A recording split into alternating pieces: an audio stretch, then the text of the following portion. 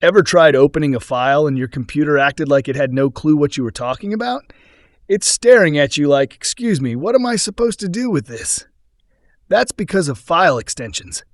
A file extension is the little code at the end of a file name, like JPEG, PNG, or DocX. It tells your computer what type of file it is and which app should open it. Think of it like the label on a spice jar. If the jar says salt, your brain knows not to put it in your coffee. Same applies to our files. Without extensions, your computer has no clue whether something is a picture, a song, a document, or a program. They also help you quickly recognize files at a glance. Even if two files have the same name like holiday, the extension changes everything. Holiday.jpg is a photo, holiday.mp3 is a song, and holiday.zip is a compressed folder. Now let's look at some common extensions. For images, the most common ones are JPEG and PNG.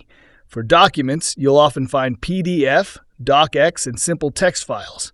For sound files, you'll see MP3 and WAV files. For video, the common ones are MP4 and MOV files.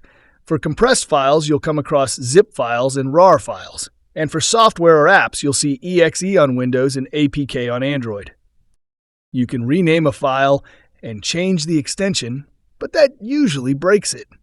Changing JPEG to MP4 doesn't magically turn a photo into a video.